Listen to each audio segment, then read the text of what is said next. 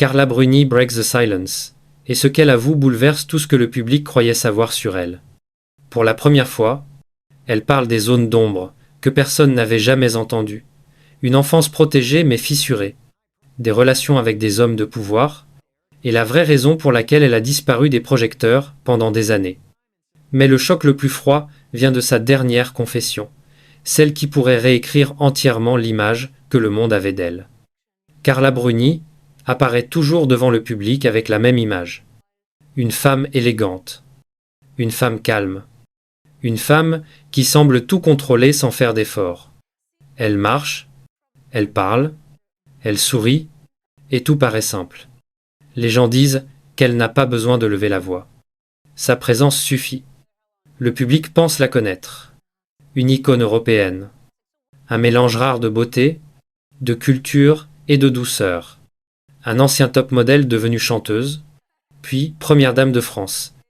Une femme qui semble glisser au-dessus du bruit, sans jamais perdre son équilibre, mais ce que les gens voient n'est qu'une surface parfaitement polie. Ce qu'ils ne voient pas, c'est la tension silencieuse qui l'accompagne depuis l'enfance. La voix de Carla fascine. Elle parle doucement. Elle chante encore plus doucement. Les auditeurs décrivent son timbre comme un souffle chaud, une confidence, une présence intime. Ce n'est pas une voix pour impressionner. C'est une voix pour approcher, pour entrer dans l'oreille et rester. Beaucoup disent qu'ils ont découvert sa musique par hasard, mais qu'ils ne l'ont jamais oubliée. Et pourtant, derrière cette douceur, il y a une curiosité presque obsessionnelle du public. Une simple question sur son accent déclenche des débats sans fin. Italien ou français, les deux, aucun, sa manière de parler devient un mystère que les gens veulent résoudre. Ils scrutent chaque syllabe comme si, quelque part, se cachait une vérité plus profonde. En réalité, tout vient d'un détail que peu connaissent. Carla a quitté l'Italie très jeune. Sa langue maternelle s'est mêlée au français. Sa voix est devenue un lieu hybride, comme sa vie. Pour la presse internationale, elle incarne la femme au sans-vie. Une enfant élevée dans un univers artistique italien. Une adolescente façonnée par la France. Une jeune femme propulsée au sommet de la mode dans les années 90. Une artiste qui choisit la musique au moment où le monde l'attendait ailleurs. Puis, presque soudainement, une première dame. Chaque étape semble appartenir à une autre personne. Pourtant, tout fait partie de la même trajectoire. Aux yeux du public, cela ressemble à une ascension parfaite, trop parfaite, assez parfaite pour que beaucoup pensent qu'elle n'a jamais douté, jamais souffert, jamais hésité. Ils imaginent une vie douce, lisse, légère. Ils imaginent une femme protégée de tout. C'est l'erreur la plus fréquente. Et c'est aussi la plus dangereuse.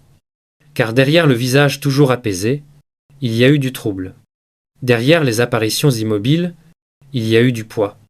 Derrière l'image qui rassure, il y a eu des moments où la seule solution pour survivre a été le silence.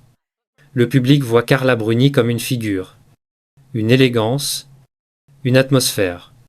Mais l'histoire que Carla commence à raconter aujourd'hui montre autre chose. Une femme qui a porté plusieurs vies en même temps. Une femme qui a dû payer pour chaque lumière qui l'a éclairée. Et une femme qui, pour la première fois, laisse voir ce qu'il y avait derrière. La véritable rupture dans la vie de Carla Bruni ne commence pas avec la mode ni la musique. Elle commence plutôt dans un moment simple, presque silencieux, qui change pourtant tout. Un jour, dans une maison italienne remplie de tableaux, de livres et de voix d'artistes, elle comprend qu'elle appartient à un autre monde. Pas le monde de l'enfance, pas celui de l'innocence, mais un monde où chaque choix laisse une trace. Carla n'a que quelques années quand elle découvre que l'homme qu'elle appelle père n'est pas son père biologique. La révélation tombe comme un choc calme. Une vérité dite sans drame, mais qui bouleverse l'intérieur.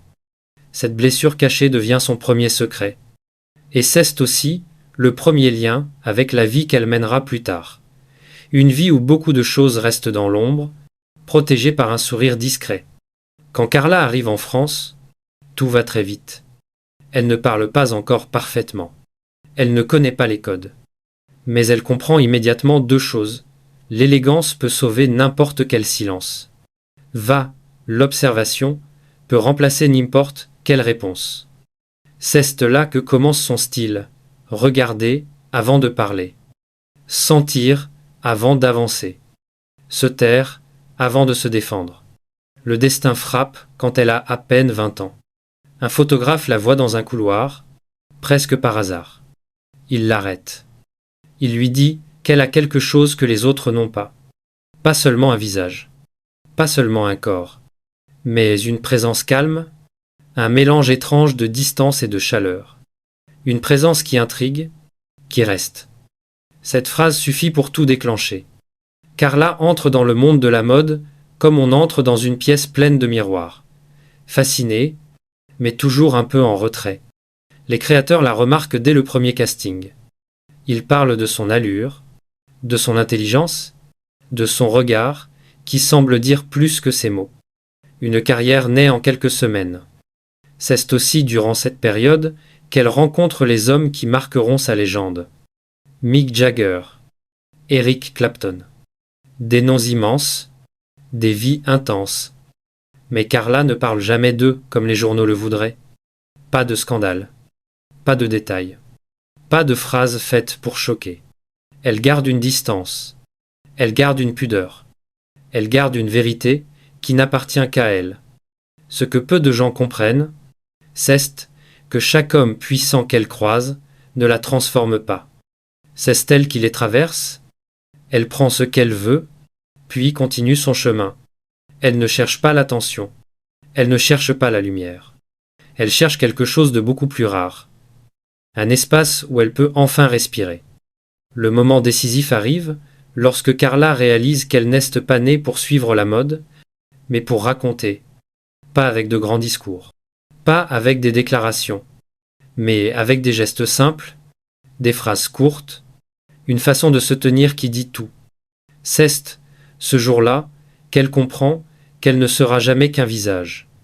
Elle sera une voix. Cette voix, douce mais assurée, sera bientôt entendue par le monde entier.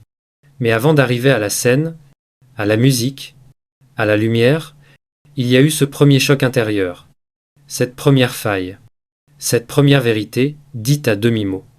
C'est là, exactement là, que commence le destin de Carla Bruni. La lumière arrive dans la vie de Carla Bruni d'une façon rapide, presque brutale. Un jour, elle n'est qu'une jeune femme timide, observatrice, qui se fond dans la pièce. Le lendemain, tout change. Les agences veulent son visage, les photographes veulent son regard, les créateurs veulent sa présence. Elle ne court après rien. C'est le monde qui court vers elle. Dès le premier shooting, tout est clair. Carla n'est pas juste belle. Elle a quelque chose de plus rare. Une manière de rester calme, même quand 20 personnes tournent autour d'elle. Une façon de regarder l'objectif comme si elle parlait à quelqu'un qu'elle connaît depuis longtemps. Une énergie douce, mais impossible à ignorer. Les magazines le sentent immédiatement. Les pages de mode aussi. Elle devient un nom, avant même de devenir une voix. Les défilés arrivent les uns après les autres. Paris, Milan, New York, Londres. À chaque fois, Carla avance avec la même démarche simple, presque silencieuse. Pas de gestes dramatiques, pas de pose exagérée. Juste elle. Un mouvement clair, précis, honnête. Les directeurs artistiques adorent. Ils disent qu'elle comprend la lumière. Elle ne la combat pas. Elle la laisse venir. Et la lumière, comme toujours, choisit les personnes qui ne la demandent pas. Dans les backstage, d'autres mannequins l'observent.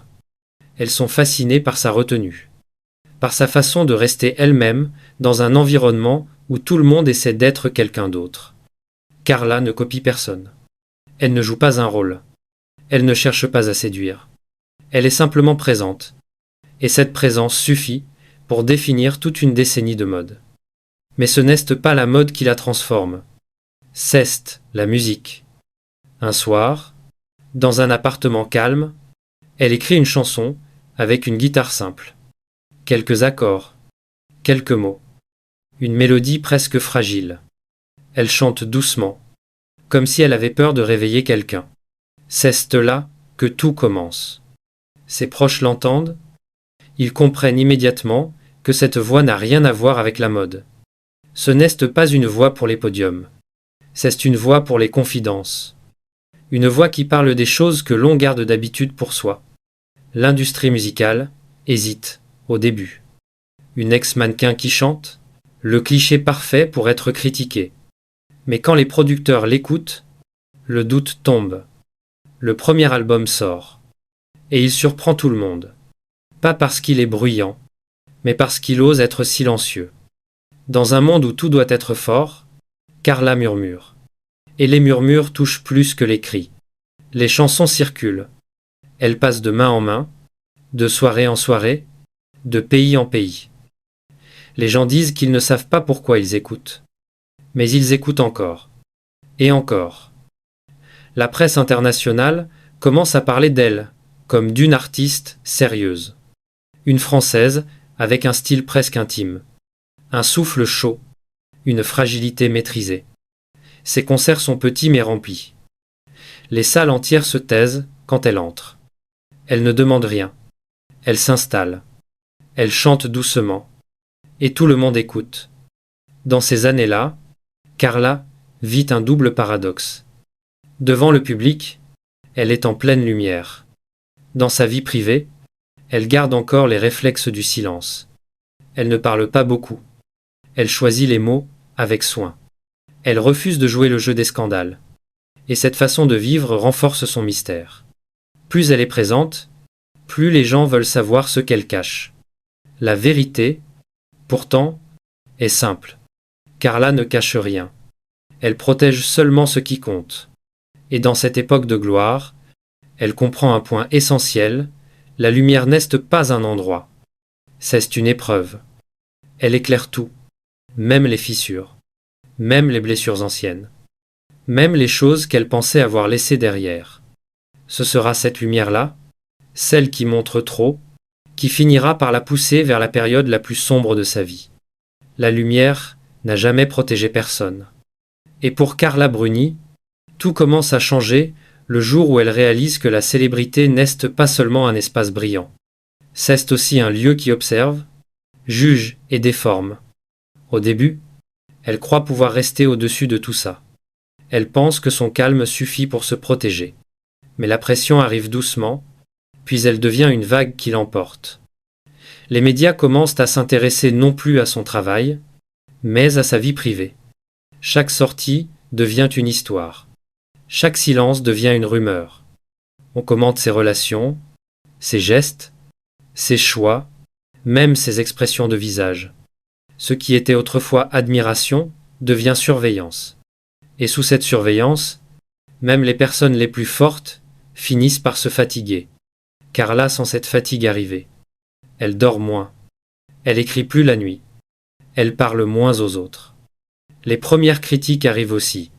Pas sur sa musique, pas sur son talent, mais sur sa place. Une mannequin qui chante. Une femme trop privilégiée. Une artiste pas assez légitime. Ses phrases tournent partout. Elles ne sont pas violentes, mais elles tranchent. Elles cherchent à réduire ce qu'elle construit. Carla essaie d'ignorer. Mais elle sent le doute glisser dans sa tête comme une ombre fine. Puis vient l'époque où sa vie sentimentale devient un sujet public. Chaque nom lié à elle devient un titre, un scandale potentiel, une discussion interminable. Les gens ne veulent pas savoir la vérité. Ils veulent des histoires. Et quand le public veut des histoires, il en invente. Carla comprend alors que sa vie n'est plus vraiment à elle. C'est ici que le glissement commence. Elle se renferme. Elle parle moins. Elle se montre moins. Ses proches la voient changer. Ils lui demandent si tout va bien. Elle répond toujours oui. Mais la vérité est simple, elle est fatiguée d'être observée. Fatiguée d'être commentée. Fatiguée d'être expliquée par d'autres. Elle perd peu à peu le contrôle du récit autour d'elle. Et perdre le récit, pour une personnalité publique, cesse de perdre un morceau de soi. La musique devient son refuge, mais même là, la pression la suit. Les attentes augmentent. Les comparaisons aussi. On lui demande d'être plus commerciale, plus forte, moins douce. Mais elle ne sait pas faire semblant. Elle chante comme elle respire. Elle refuse de forcer une émotion qui n'est pas la sienne. Et ce refus, dans une industrie obsédée par le bruit, lui coûte cher. Certains disent qu'elle n'évolue pas. Certains disent qu'elle ne surprend plus. Ces mots pèsent, plus qu'elle ne veut l'avouer.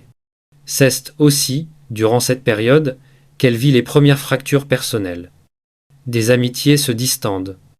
Des relations s'éteignent. Des décisions deviennent difficiles à assumer. Carla reste toujours polie en public, mais en privé, elle sait que quelque chose se fissure. Elle n'est plus cette jeune femme sereine des premiers défilés. Elle n'est plus cette artiste qui chantait la nuit sans se soucier du lendemain. Puis arrive la période Sarkozy, la plus brillante et la plus sombre à la fois. Devenir première dame aurait pu être un honneur. Pour elle, c'est surtout un poids, parce que la pression se multiplie, les attentes se multiplient, les critiques se multiplient. Chaque phrase est décortiquée. Chaque déplacement devient un débat. Et soudain, son nom n'est plus seulement Carla Bruni. C'est Carla Bruni Sarkozy. Beaucoup pensent qu'elle aimait cette exposition. Mais les personnes qui la connaissent savent que ce rôle l'a brûlée lentement. Elle doit sourire quand elle n'a pas envie. Être diplomate quand elle voudrait se taire. Ignorer les attaques même quand elle touche profondément. Elle doit jouer un rôle qu'elle n'a jamais demandé. Et ce rôle lui colle à la peau, jusqu'à l'étouffer parfois. Dans cette période, Carla perd quelque chose d'essentiel, son espace intérieur. Cet espace où elle écrivait, où elle rêvait, où elle se protégeait. Maintenant, même cet espace est envahi. Les obligations l'empêchent d'être seule. Les caméras la suivent partout. Les critiques la jugent en continu. Elle continue d'avancer, mais chaque pas devient lourd. Le pire peut être, n'est pas la pression. C'est le fait que le public croit la connaître. On commande sa personnalité. On décide de ce qu'elle pense, de ce qu'elle sent, de ce qu'elle vaut. Mais personne ne lui demande vraiment. Personne ne lui laisse la place pour raconter son histoire. C'est ici, précisément, que la chute devient inévitable. Parce qu'un jour, Carla comprend qu'elle s'est perdue. Pas dans un scandale, pas dans une erreur, mais dans le regard des autres. Et retrouver son chemin exigera quelque chose qu'elle n'a pas encore fait. Parler, dire la vérité, rompre le silence. Le point de rupture arrive toujours plus tôt qu'on ne le croit. Pour Carla Bruni, il ne vient pas d'un scandale. Il ne vient pas d'une attaque publique. Il vient d'un moment simple, presque banal, où elle réalise qu'elle ne se reconnaît plus dans la vie qu'elle mène. Un matin, elle se regarde dans le miroir, et elle voit une femme fatiguée, pas épuisée physiquement, fatiguée intérieurement. La pression politique commence à la suivre partout.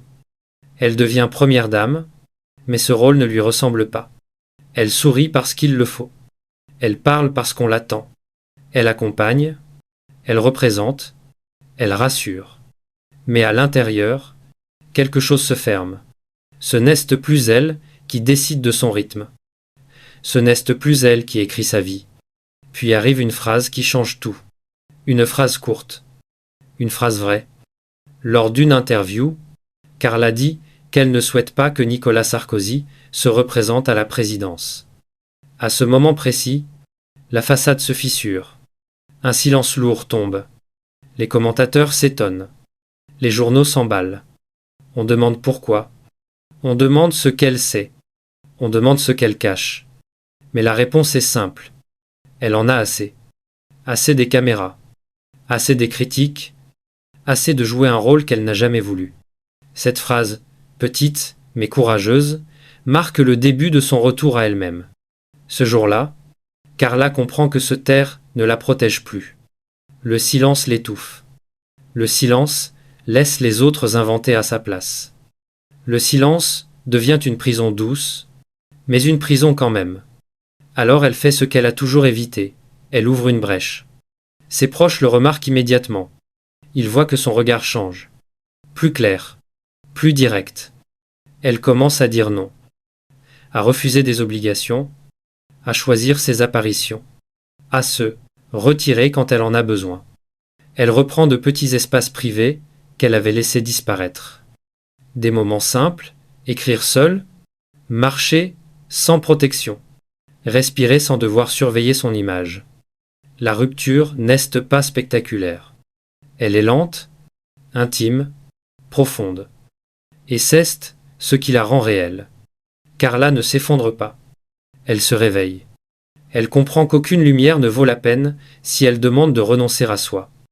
Et c'est dans cette compréhension que commence la transformation. Une transformation qui l'amènera, un jour, à faire ce qu'elle n'avait jamais fait auparavant, à raconter sa propre vérité. La révélation arrive sans bruit. Pas dans un livre, pas dans une conférence, pas dans un moment préparé, elle arrive dans une phrase simple, prononcée presque comme un souffle. Carla Bruni décide enfin de dire ce qu'elle a toujours gardé pour elle. Et cette vérité change tout. Elle commence par son enfance. Elle dit qu'elle n'a jamais vraiment compris ce que voulait dire appartenir à un seul endroit. Elle parle du secret de sa filiation. Ce secret qu'elle a découvert trop tôt. Elle explique que ce jour-là, elle a perdu quelque chose et gagné autre chose. La capacité de se protéger, de se taire, de garder ce qui compte loin du bruit. Puis elle parle des hommes de sa vie. Pas pour créer un scandale, pas pour choquer, pour expliquer, pour dire que certaines relations l'ont blessée, pas parce qu'elles étaient mauvaises, mais parce qu'elles étaient trop grandes pour elle à l'époque. Elle dit que séduire n'a jamais été son but, que ce sont les autres qui ont mis sur elle une étiquette qu'elle n'a jamais reconnue. Elle parle aussi de la musique. Elle dit qu'elle a choisi de chanter parce que les mots parlés ne suffisaient plus, parce qu'il fallait qu'elle raconte ce qu'elle ne pouvait pas dire face à un journaliste, parce que chanter doucement était sa manière de survivre, sa manière de tenir, sa manière de respirer. Puis vient la partie la plus attendue, celle que le public n'a jamais entendue. Elle parle de son mariage avec Nicolas Sarkozy. Elle dit qu'elle l'a aimé. Elle dit aussi que le pouvoir est une force froide et que vivre si près du pouvoir l'a changée. Elle admet qu'elle a eu peur. Peur de disparaître derrière une fonction. Peur d'être résumée à un rôle. Peur d'oublier qui elle était avant. Enfin, elle dit la phrase qui résume tout. Elle n'a jamais été silencieuse par faiblesse. Elle a été silencieuse pour rester vivante. Et maintenant qu'elle parle, ce n'est pas pour se justifier. C'est pour reprendre sa place, sa vérité, sa voix. La renaissance de Carla Bruni ne ressemble pas à un retour spectaculaire. Elle ressemble à un souffle, à un choix simple, à une femme qui décide enfin de vivre à son rythme. Après des années de lumière trop forte, elle choisit une lumière douce, une lumière qu'elle contrôle. Elle écrit plus. Elle chante quand elle veut. Elle sort moins. Elle protège son espace, son temps, sa paix. Elle vit avec moins d'obligations et plus de vérité. Elle n'a plus besoin de prouver quoi que ce soit. Pas à la presse. Pas au public. Pas au pouvoir. Carla retrouve aussi quelque chose qu'elle avait perdu, la joie discrète des choses simples. Un café tranquille. Une promenade sans caméra. Une chanson écrite sans date limite. Une conversation où elle n'a pas besoin de jouer un rôle. Le public la regarde autrement. Moins comme une icône. Plus comme une femme enfin libre. Une femme qui a traversé le bruit, l'exposition, les critiques, et qui revient avec une vérité calme. On peut être célèbre sans se perdre. Carla Bruni n'a pas seulement brisé le silence. Elle a repris sa vie.